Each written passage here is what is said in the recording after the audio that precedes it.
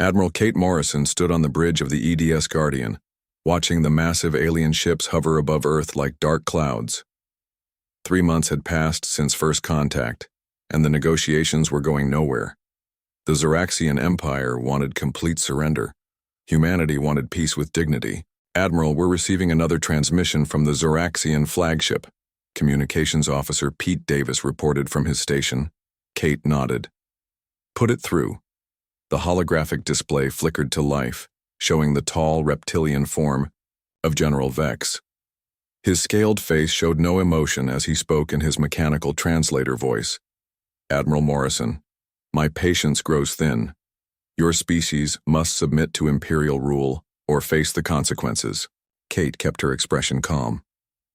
General Vex, we've made our position clear. Earth is willing to join your galactic community as equals, not as slaves. There are no equals to the Zoraxian Empire.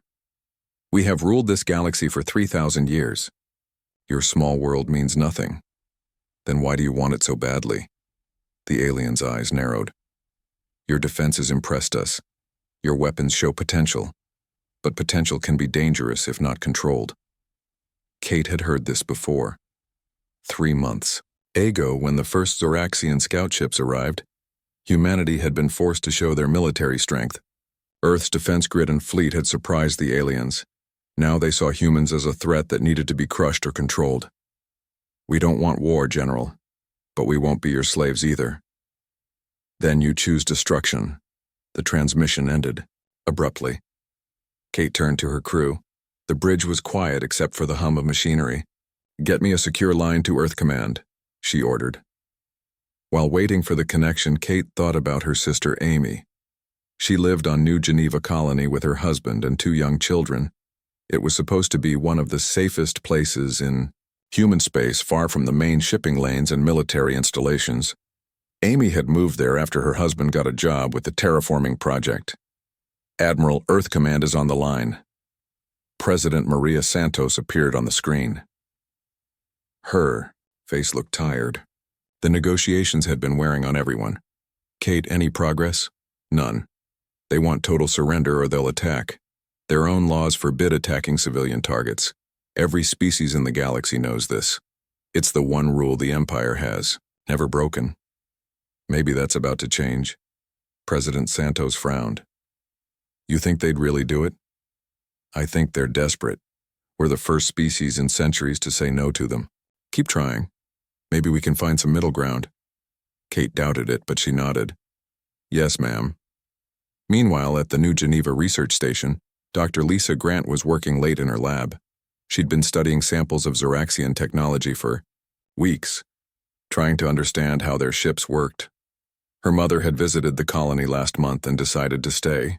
She said she loved the peaceful atmosphere and the beautiful sunsets. Lisa looked at the alien device under her microscope. The technology was impressive but not impossible to understand. Humans could build similar things given time and resources. That probably scared the Empire more than anything. Her computer chimed with an incoming message. It was from her research partner on Earth. Lisa, the negotiations aren't going well. Be careful out there, she typed back quickly. We're fine here. New Geneva is completely civilian. Even the Empire wouldn't attack innocent people.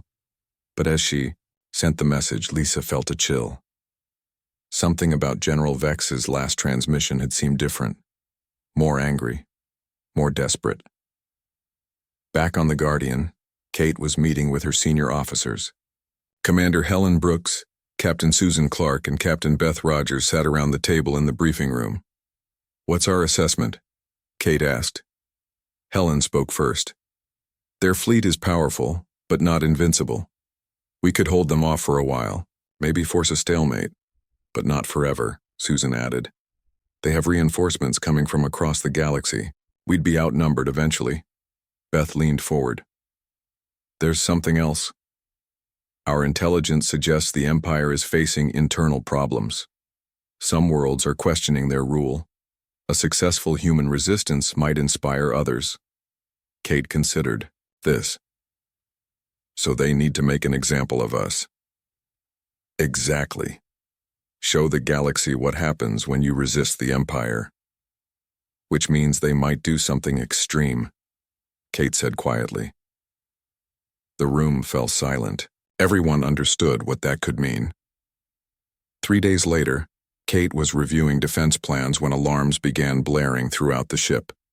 Pete Davis's voice came over the intercom. Admiral to the bridge. Priority 1 alert from New Geneva Colony. Kate ran to the bridge.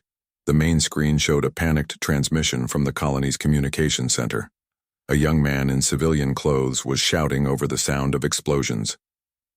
This is New Geneva Colony. We're under attack. Repeat, we're under orbital bombardment. They're targeting residential areas. They're killing civilians. The transmission cut to static. Kate stared at the empty screen. Her hands began to shake. Amy and her children lived in those residential areas. Get me a line to the Zoraxian flagship, she ordered, her voice deadly quiet. General Vex appeared on screen, his expression almost satisfied. You've made your point, Kate said. Have I? This is what happens when species resist the Empire. Submit now, or more colonies will burn. You broke your own law. 3,000 years of never targeting civilians, and you broke it for us. Laws change when necessary. Your submission is necessary. Kate looked at the alien's face and saw something that surprised her. Fear. The mighty Zoraxian Empire was afraid of humanity. You just made the biggest mistake in your empire's history, she said quietly. Is that a threat? Kate's voice was ice cold. No, General, that's a promise. The transmission ended. Kate turned to her crew. Every face on the bridge showed the same expression. Rage. Cold, calculating rage. Get me President Santos. Then contact every human colony and military installation in the galaxy. Kate's voice carried across the bridge. The Empire just learned why their ancestors made that rule about civilians. Now they're going to learn why it should never be broken. The bridge crew moved with deadly purpose. The Zoraxian Empire had ruled the galaxy for 3 millennia, but they had never faced Earthwomen who had nothing left to lose. Captain Beth Rogers gripped the controls of her rescue ship as she approached what was left of New Geneva Colony. The orbital bombardment had ended 12 hours ago, but smoke still rose from the burning settlements below. She had trained under Admiral Morrison years ago and knew the Admiral's sister lived here. Captain, I'm reading life signs in Sector 7, her pilot reported. Take us down carefully. The ground might still be unstable. Beth had volunteered for this mission despite orders to stay away. The Zoraxian fleet was still in the system, watching. But someone had to help the survivors. As her ship landed, Beth could see the destruction clearly. Entire neighborhoods had been turned to ash. The school where children played just yesterday was now a crater. The hospital where Dr. Grant's mother worked was completely gone. Captain, over here, Medic Tony Walsh called out. Beth ran toward his voice and found a small group of survivors huddled in what used to be a basement. A woman held 2 young children, both crying. The woman looked up with empty eyes. Are you here to help us? Yes, ma'am. We're getting you out of here. As Beth helped load survivors onto her ship, she found something that made her blood run cold. A small pink backpack, burned but still recognizable. Inside was a school photo of a little girl with bright eyes and a missing front tooth. The same girl she'd seen in Admiral Morrison's office pictures. Beth closed her eyes and felt something change inside her. She'd been a soldier for 10 years, fought pirates and raiders. But this was different. This was murder. Captain, we need to go. Zoraxian patrol ships are heading this way. Beth looked at the destroyed colony one more time. Load everyone. We're leaving. On Earth, President Maria Santos sat in the emergency council meeting. Reports were coming in from across human space. The news of New Geneva had spread like fire. Madam President, we're receiving volunteer requests from every human world. Defense Secretary Carl Brown reported. The numbers are incredible. How incredible? Over 2 million applications in the last 6 hours. Most of them are women. President Santos wasn't surprised. She'd lost her own daughter in a terrorist attack years ago. She knew what grief could do to a mother. What about our allies? The Kalari Republic sent a message of support. The Vegan Trade Union is offering medical supplies. Even some Zoraxian subject worlds are sending secret messages. They're breaking ranks? It appears so. The Empire breaking their own civilian protection law has shocked everyone. Some species are questioning imperial rule for the first time in centuries. President Santos stood up. Get me a secure line to Admiral Morrison. It's time to plan our response. Dr. Lisa Grant sat in her new laboratory on Earth, staring at the Zoraxian technology she'd brought back from New Geneva. Her hands shook as she worked. Her mother was dead, killed in a hospital that should have been protected by galactic law. But grief wasn't the only thing driving her now. It was rage. Cold, focused rage that cleared her mind like nothing else ever had. Doctor, are you sure about this approach? Her assistant asked nervously. The Zoraxians use quantum processors for their ship computers. If we can create a virus that attacks at the quantum level, their entire fleet could be disabled. That's never been done before. Lisa looked up from her work. Neither has breaking a 3,000-year-old law about civilians. They changed the rules. Now we will too. She turned back to her computer. The nanobots she was designing were tiny, almost invisible. They could enter Zoraxian systems through any connection and reproduce themselves. Within hours, an entire fleet could be helpless. How long until the first prototype? 2 weeks if we work around the clock. Then we work around the clock. Admiral Kate Morrison stood on the bridge of her new flagship, the EDS Retribution. The Guardian had been her home for 5 years, but she needed something built for war. The Retribution was humanity's newest battleship, designed specifically to fight the Empire. Admiral Captain Rogers is requesting permission to come aboard, Communications Officer Davis reported. Send her up. Beth entered the bridge still wearing her rescue mission uniform. Her face was hard, her eyes cold. Admiral, I need to show you something. Beth handed Kate a small burned photograph. Kate recognized it immediately. It was Amy's daughter, Sarah, her 7-year-old niece who loved drawing pictures of spaceships. Kate stared at the photo for a long moment. When she looked up, her expression had changed completely. How many survivors did you find? 43 out of 50,000. The bridge fell silent. 43 survivors from an entire colony. Admiral, we're receiving a transmission from the Zoraxian flagship, Davis announced. Put it through. General Vex appeared on screen, his scaled face showing what might have been satisfaction. Admiral Morrison, I trust you've seen the results at New Geneva. Are you ready to discuss surrender terms? Kate looked at the alien who had murdered her family. I have something to discuss with you, General. Good. I knew humans would be reasonable once they understood the consequences of resistance. Oh, we understand perfectly. You taught us that your 3,000-year-old law about protecting civilians was just words. Now we're going to teach you why that law existed in the first place.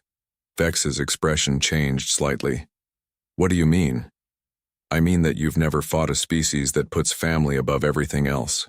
You've never faced mothers and sisters who have nothing left to lose. You're about to learn the difference. Your threats mean nothing. We have the largest fleet in the galaxy. Kate smiled, but there was no warmth in it. General, let me explain something about human women. When you hurt our children, we don't just get angry. We get creative. We get patient. We get thorough. Meaning? Meaning that your empire has existed for 3,000 years, but it won't exist for much longer. We're going to tear it apart piece by piece. And when we're done, the galaxy will remember why civilized species protect civilians. General Vex started to respond, but Kate cut the transmission. She turned to her crew. Contact every ship commander in the human fleet. Send the same message to every colony, every space station, every human settlement in the galaxy. What message, Admiral? Kate looked out at the stars where the Zoraxian Empire had ruled without challenge for millennia. Tell them the war has begun. Tell them that Earth remembers New Geneva. And tell them that we're not fighting for conquest or glory. We're fighting for justice. As the message went out across human space, something unprecedented began to happen. For the first time, in 3,000 years, an entire species had united with one purpose: to bring down the Zoraxian Empire. 6 months after New Geneva burned, Captain Beth Rogers crouched in the shadows of a Zoraxian supply depot on the planet Catal 4. Her team of 12 women moved silently through the darkness, each carrying weapons that didn't exist 6 months ago. Dr. Lisa Grant's new stealth technology made them invisible to Zoraxian sensors. The suits were black as space and bent light around the wearer. Beth touched her helmet comm. Target confirmed. 6 supply ships, minimal guard presence. Copy that, Nighthawk. Proceed with mission, came Admiral Morrison's voice through the secure channel. Beth signaled her team. They'd done this 17 times in the past 4 months.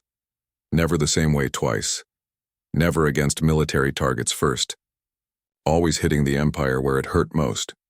Their supply lines, their communication networks, their colonial administrators. The Zoraxians expected human forces to attack their battle fleets head-on. Instead, Admiral Morrison had created something completely different. Small teams of women who'd lost everything at New Geneva, armed with technology the Empire couldn't detect or counter. Beth planted the first charge on a fuel transport. The explosive was no bigger than her thumb but would turn the entire ship into a fireball.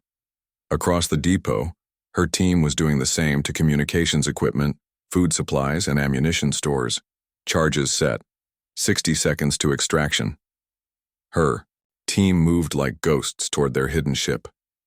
As they lifted off, Beth watched the depot explode in a chain reaction that lit up the night sky. By morning, 3 Zoraxian colonies would be without supplies for weeks. On the bridge of the EDS, Retribution Admiral Kate Morrison studied the tactical display. Red dots showed Zoraxian positions across this sector. Green dots showed where human strike teams had hit in the past month. The pattern was spreading. Admiral, we just received confirmation from Nighthawk team. Catal 4 Depot is destroyed, reported her intelligence officer, Commander Helen Brooks. Kate nodded. Helen had lost her husband and son at New Geneva. Now she coordinated intelligence operations across 12 star systems, feeding information to strike teams and keeping them one step ahead of Imperial forces. Any word from the Serpent's Fang operation? Captain Clark reports the Zoraxian administrator on Vexus 2 has been eliminated. His entire staff fled the planet. Kate smiled coldly. Captain Susan Clark specialized in psychological warfare. Her teams didn't just destroy targets. They left messages. Messages that made Imperial officials afraid to sleep at night. Excellent. What about Dr. Grant's new project? Helen's expression grew excited. She says the nanobots are ready for field testing. Kate had seen Lisa Grant's preliminary reports. The nanobots were microscopic machines that could enter Zoraxian computer systems and rewrite their programming. One successful infection could spread through an entire fleet within hours. Tell her to proceed. We need every advantage we can get. On the Zoraxian homeworld of Zorax Prime, General Vex stood before the Imperial Council. The massive chamber was filled with the Empire's most powerful leaders, their scaled faces showing growing concern. General, explain to us how a primitive species has managed to disrupt operations in 12 sectors, demanded High Counselor Drex. They fight like no species we've encountered before. They don't follow military doctrine. They strike at random targets with no apparent strategic value. No strategic value. They've destroyed enough supplies to feed 3 fleets. General Vex's claws clicked nervously on the podium. They're targeting our colonial administrators, supply convoys, and communication networks. But they avoid direct confrontation with our military forces, cowards, spat another counselor. No, Vex said quietly. Smart. They're making it impossible for us to govern our territory. Colonies are starting to rebel because they think we can't protect them. The truth was worse than he wanted to admit. Human strike teams had somehow acquired technology that made them nearly invisible. They appeared out of nowhere, destroyed their targets, and vanished before Imperial forces could respond. Worse still, other species were watching. The Kalari Republic had openly declared neutrality, refusing to help hunt human raiders.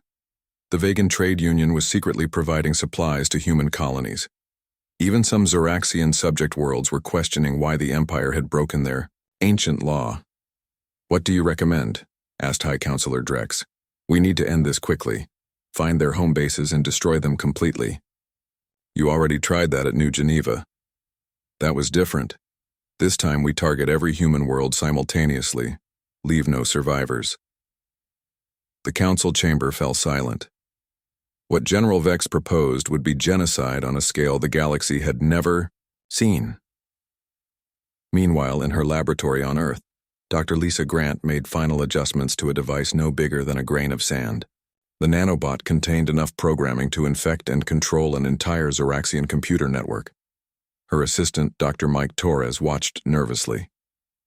Are you certain about the targeting protocols? The nanobots will only affect Zoraxian military systems. They won't harm other species or civilian equipment. Lisa had been working 18 hours a day for months. Her mother's death had transformed her from a peaceful researcher into something much more dangerous. She understood Zoraxian technology better than anyone alive, and she was using that knowledge to destroy them. How do we deploy them? Captain Rogers' team will plant them during their next mission. Once they're in the Zoraxian network, they'll spread through subspace communications to every Imperial ship and base. And then, Lisa's smile was cold as space. Then every Zoraxian weapon turns on its owner. Back on the Retribution, Kate Morrison received an encrypted message from Earth Command. President Santos appeared on her private screen looking exhausted but determined. Kate, intelligence suggests the Empire is planning something big. They're moving fleets toward human space. Let them come. We're ready. Are you? Our strike teams are effective, but we can't fight the entire Imperial fleet in open battle. Kate turned to look at her tactical display. Human forces were scattered across the galaxy in small, mobile units. Traditional military thinking said they should consolidate their forces for defense. But Kate wasn't thinking traditionally anymore. New Geneva had taught her that conventional warfare wouldn't work against the Empire. They needed something the Zoraxians couldn't understand or counter. Madam President, the Empire has ruled through fear for 3,000 years. They expect us to be afraid too. And we're not? No. We're angry, and angry human women are the most dangerous force in the galaxy. Kate ended the transmission and called her senior staff. Beth Rogers appeared on screen from her ship, along with Helen Brooks, Susan Clark, and Dr. Grant from Earth. Ladies, intelligence suggests the Empire is planning a major offensive against human worlds. They want to finish what they started at New Geneva. Let them try, Beth said quietly. Her face showed the same cold determination they all shared. Dr. Grant, are the nanobots ready for deployment? Yes, Admiral. One successful infection, and their entire fleet becomes ours. Kate looked at each face on her screen. 6 months ago, they'd been ordinary people living ordinary lives. The Empire had changed that when they murdered their families. Then it's time to end this war. When the Zoraxian fleet arrives, they're going to learn why their ancestors made that law about civilians. And if they've learned nothing? Asked Susan. Kate's expression was ice cold. Then we'll teach them why some rules should never be broken. The Zoraxian war fleet was the largest the galaxy had ever seen. 5,000 ships moved through space toward human territory, their massive hulls blotting out the stars.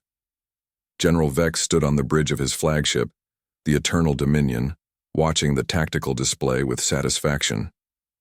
General, we'll reach the first human colony in 6 hours, reported his navigation officer.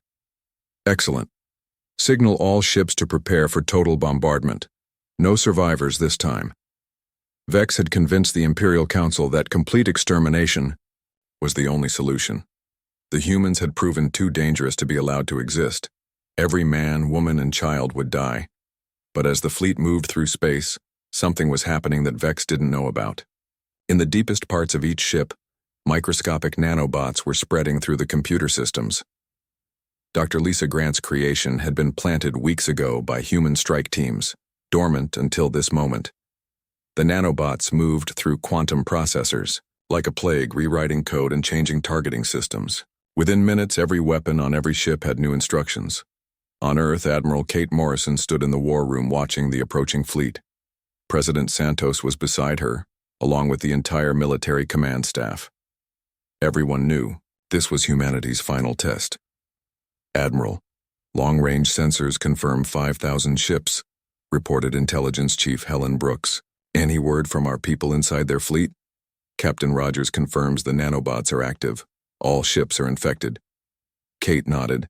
Beth Rogers had led the most dangerous mission in human history, sneaking aboard Zoraxian ships to plant the nanobots. Half her team hadn't made it back. What about our allies? The Kalari fleet is moving to support us. The Vegan ships are jamming Zoraxian communications. Even some Zoraxian subject worlds have declared independence. President Santos looked worried. Kate, even with the nanobots, 5,000 ships is a lot of firepower. Not if they're shooting each other instead of us. On the planet Kepler-7, Commander Susan Clark watched her liberation forces advance on the capital city. The Zoraxian garrison had fled when news of the approaching human fleet reached them. Local aliens who'd been enslaved for centuries were joining the rebellion. "Commander, the governor's palace is empty," reported Sergeant Dan Walsh. "Good. Set up the broadcast equipment. I want every Zoraxian world to see this." Susan had spent months organizing rebellions across Imperial space. Species that had been crushed under Zoraxian rule for generations were finally fighting back. The Empire's breaking of their ancient law had shattered their reputation as honorable conquerors.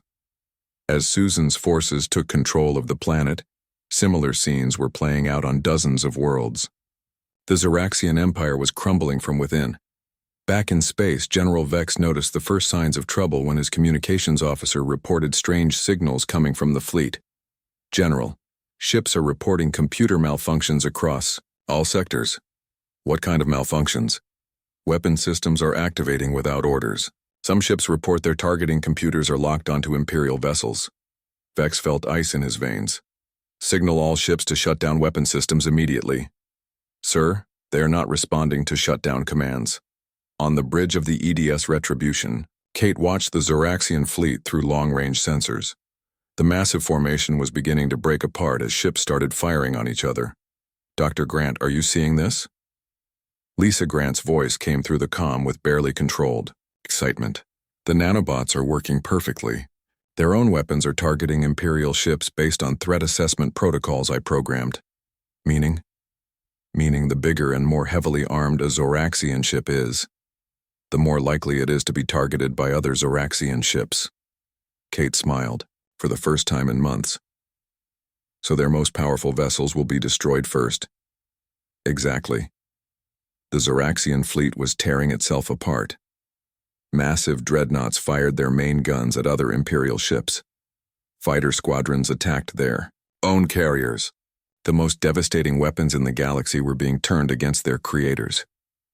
General Vex watched in horror as his flagship came under attack from 3 of his own battlecruisers. Emergency klaxons wailed as the ship's shields began to fail. "General, we need to abandon ship," urged his first officer. "No. Signal the human fleet.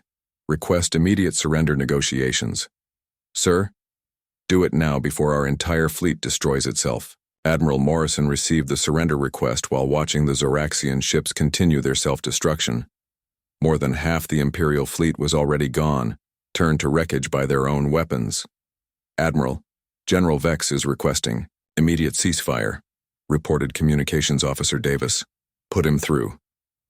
Vex appeared on screen, his scaled face showing something Kate had never seen before in a Zoraxian.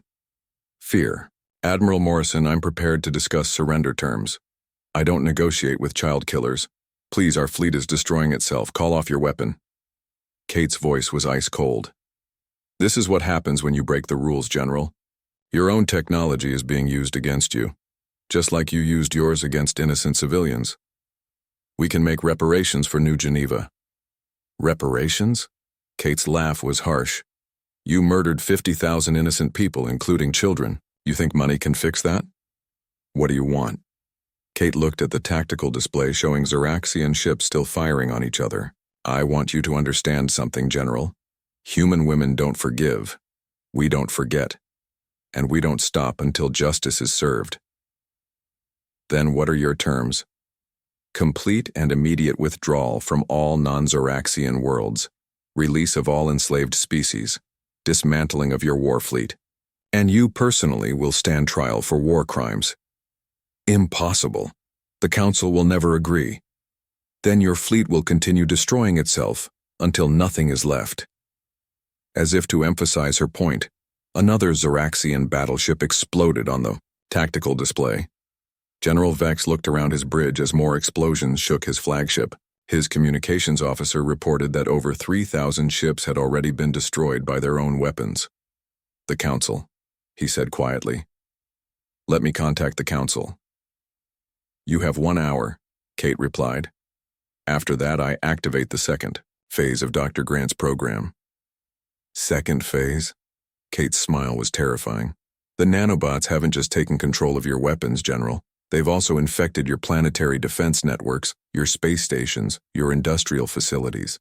In 1 hour, every piece of Zoraxian military technology in the galaxy will turn against itself." The transmission ended, leaving General Vex staring at a blank screen. Around him, his bridge crew looked at each other with growing panic. "General, what are your orders?" asked his first officer. Vex looked out at the wreckage of his once mighty fleet. 3,000 years of Imperial dominance was ending in the space of a few hours, destroyed by microscopic machines created by a human woman seeking justice for her murdered mother. "Signal the Council," he said quietly. "Tell them the war is over. Tell them we surrender." On Earth, Admiral Morrison watched the last of the Zoraxian resistance crumble. The empire that had ruled the galaxy for 3,000 years was finished, brought down by the rage of women who refused to let child murder go unpunished. "Admiral, we're receiving surrender signals from Imperial worlds across the galaxy," reported Helen Brooks. Kate nodded. "Begin organizing the transition government and prepare the War Crimes Tribunal. Justice delayed is justice denied." As news of the Zoraxian surrender spread across human space, Kate thought about her sister Amy and little Sarah. They would never see the new galaxy that was being born from the ashes of the Empire, but they would be remembered. Every human child would learn about New Geneva and why some rules must never be broken. 1 year after the Zoraxian surrender, Admiral Kate Morrison walked through the rebuilt New Geneva colony. The memorial park was quiet, except for the sound of children playing nearby. Fresh flowers covered the monument that listed all 50,000 names of those who died. Kate knelt beside her sister's name, placing a small bouquet of white roses. Amy Morrison Webb, age 34. Below it, Sarah Morrison Webb, age 7. Michael Morrison Webb, age 5. "I kept my promise," Kate whispered to the stone. Behind her, footsteps approached on the gravel path. Kate turned to see Dr. Lisa Grant, walking toward her carrying her own flowers. "How are you holding up?" Lisa asked, kneeling beside her mother's name on the memorial. "Some days are harder than others." "You?" Lisa was quiet for a moment. "I dream about her sometimes. She's proud of what we did, but worried about what it cost us." Kate understood. The war had changed them all. The women who fought for justice had become something harder, colder than they used to be. The price of victory had been part of their souls. "Any word from the tribunal?" Kate asked.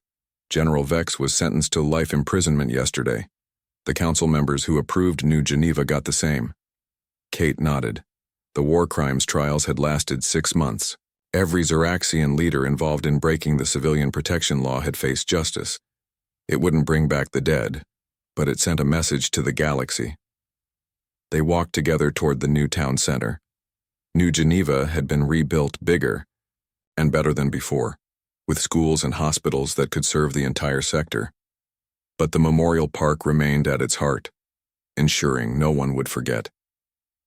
"Kate, there's something I need to tell you," Lisa said as they sat on a bench overlooking the valley. "What is it?" "The Galactic Council voted yesterday. They want you to be the first commander of the new Defense Alliance." Kate had expected this. After the Zoraxian Empire fell, dozens of species had formed a new galactic government based on equality and mutual protection. They needed someone to lead their combined military forces. "What did you tell them?" "That I'd ask you first. It's your choice." Kate looked out at the peaceful valley where her family had died. The new galaxy was safer now, but it needed protecting. There were still species out there who thought might made right. I'll do it, but only if certain conditions are met. Such as? The civilian protection law becomes the foundation of all military operations. Any commander who targets non-combatants faces immediate tribunal, and the Defense Alliance answers to the people, not to politicians. Lisa smiled. They already agreed to those terms. They knew you'd demand them. That evening, Kate stood before the assembled representatives of 47 species in the new Galactic Council chambers. The building had been constructed on a neutral world, with architecture from dozens of different cultures blended together. President Santos sat with the human delegation, smiling proudly as Kate approached the podium. Behind her, the flags of all member species flew together for the first time in galactic history. Delegates of the Galactic Council, Kate began, her voice carrying across the vast chamber. 2 years ago, the Xeraxian Empire broke a law that had protected civilians for 3,000 years. They thought that law was just words on paper. The chamber was completely silent. Everyone knew this story, but hearing it from the woman who had brought down the empire carried special weight. They were wrong. That law existed because civilized beings understand that some lines must never be crossed. When you target children, you don't just commit murder, you declare war on the future itself. Kate paused, looking at the faces in the audience. Former enemies sat beside former slaves. Species that had fought each other for centuries now worked together. The Defense Alliance I'm honored to command will have one primary mission: ensure that New Geneva never happens again, anywhere, to anyone. The applause was thunderous, lasting for several minutes. When it finally died down, Kate continued, "But we won't just guard against external threats. We'll guard against ourselves. Power corrupts and military power corrupts absolutely. That's why the Alliance will be subject to civilian oversight and independent tribunals." After the ceremony, Kate found herself on the building's observation deck looking out at the stars. Captain Beth Rogers joined her, still wearing her dress uniform from the ceremony. "Strange to think the war is really over," Beth said. "Is it? There are still pirates in the outer systems. The hegemony worlds are making aggressive moves toward their neighbors. Peace is something you have to fight for every day." Beth nodded. "At least now we have a chance." "The galaxy is different." Kate thought about the changes. Slavery had been abolished across all Alliance worlds. Trade routes were open to everyone, not just imperial favorites. Species that had been enemies for millennia were learning to cooperate. "Do you ever wonder what Amy would think of all this?" Beth asked quietly. Kate was quiet for a long moment. She'd be proud that we didn't let her death be meaningless, but she'd also worry that we became too hard, too willing to use violence to solve problems. Did we? Maybe. But someone had to be hard enough to stop the Empire. Someone had to be willing to do what others couldn't. They stood in comfortable silence, watching ships from a dozen different species dock at the space station below. The galaxy was still dangerous, still full of conflicts and challenges, but it was also full of hope. Commander Helen Brooks appeared in the doorway. "Admiral, sorry to interrupt. We just received an emergency signal from the Rigel sector. Pirates are attacking civilian transports." Kate straightened up, her expression shifting from thoughtful to commanding. "Alert the rapid response fleet. We launch in 20 minutes. "Yes, ma'am." As Helen left to carry out the orders, Beth smiled. "Back to work already?" Kate looked one more time at the memorial garden visible in the distance where lights illuminated. The names of New Geneva's dead. Amy's children will never grow up. Sarah will never draw another spaceship picture. Michael will never learn to ride a bicycle. But somewhere in the Rigel sector there are children who will go home to their families tonight because we're willing to fight for them. Kate turned toward the door. The Empire thought breaking the civilian protection law would make them stronger. Instead, it taught the galaxy that some rules exist for good reasons. Our job is to make sure that lesson is never forgotten. As they walked back into the building, Kate thought about the future. The Defense Alliance would face many challenges in the years to come.